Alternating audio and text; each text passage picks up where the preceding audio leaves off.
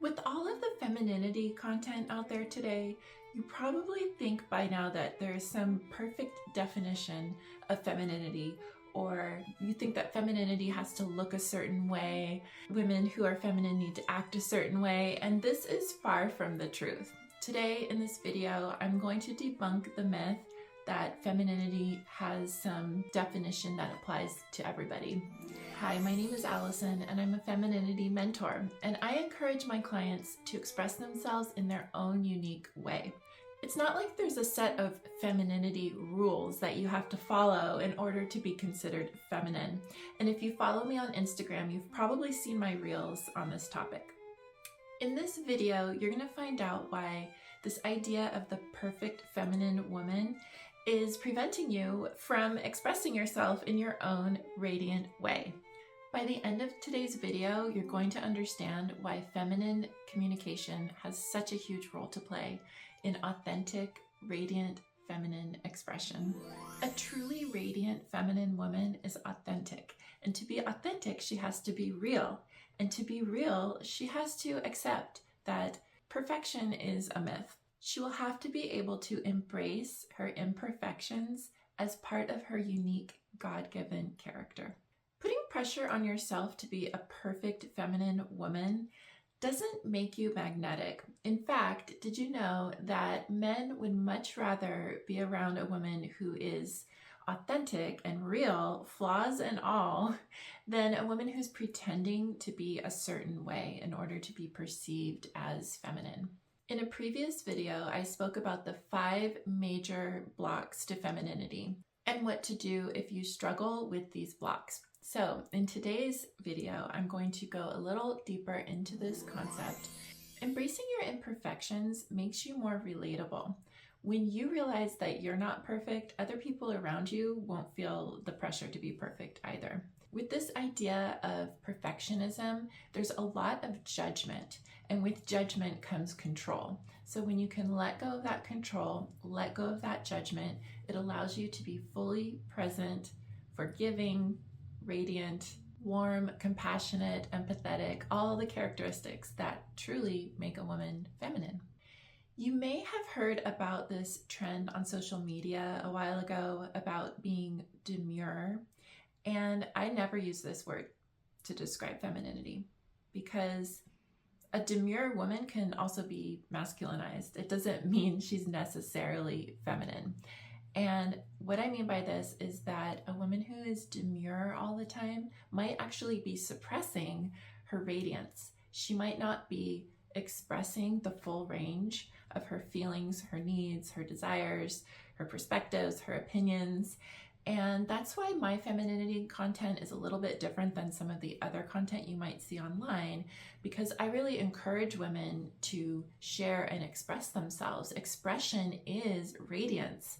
So as long as you're doing it in a way that isn't trying to control the other person, manipulate the other person, try to change them, judge them, shame them, blame them, if you're expressing a pure feeling, a pure desire, without an expectation, without entitlement, without an outcome in mind, then you're being your radiant feminine self.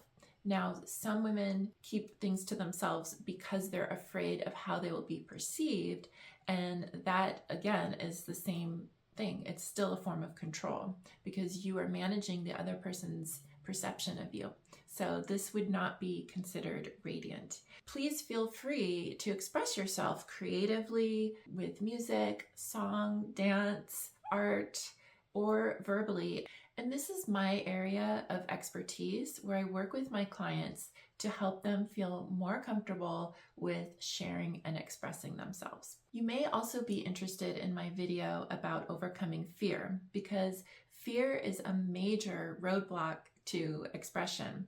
And one of the main reasons women are afraid to express themselves is due to their idealization of femininity or their expectations of themselves that they need to be a certain way, act a certain way.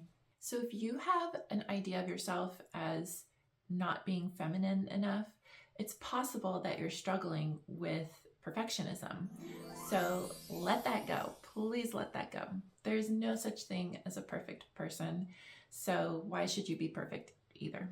When you give yourself permission to be messy and imperfect, what you're really doing is giving yourself permission to be a human. A radiant woman doesn't need others to validate her, so part of your perfectionism might be due to thinking that other people will only love you if you're a certain way, and this is not true. If you are not being loved and accepted for who you are, I recommend that you find some new friends. Going back to this idea of authenticity, if you are not able to share yourself in an authentic way with the people around you, my guidance to you is to learn how to communicate about that. It might actually all be in your head. A lot of perfectionism is due to overthinking, due to making assumptions, due to having an idea of reality that is not even the case. The way that you can heal from this is to openly communicate with those around you who might be putting pressure on you, either in your own mind or in reality. Share with them the deep, vulnerable feelings that you're experiencing, whether it's fear of not being good enough, fear of not being lovable, fear of rejection, whatever it is. And if this person cares about you, he or she is not going to want you to have to struggle with those fears. So often you hear from women in their 50s that they finally have found their inner confidence and their radiance. They finally feel comfortable in their own skin. And my guidance to you, if you are under 50, is don't wait. Don't wait to be in your 50s. If I could go back in time, I would go all the way back to my 20s. I would tell my younger self that there's no reason to place expectations on myself to be a certain way, to be more liked by other people. Especially in the age of social media and likes and hearts and comments and followers, it's really easy to get stuck in this idea that external approval is required to be a happy, beautiful, healthy, radiant woman. And this is just not true. Please remember that there's an unrealistic standard about what femininity is and what beauty is, and that to attract the man of your dreams, if you're single, you just need to be more of who you are, more real, more authentic, more radiant, and that is going to attract him. If you enjoyed this video, please leave a comment. I would love to hear from you. And please also let me know what other kinds of videos you'd like to see. And I will see you on the next one. Bye!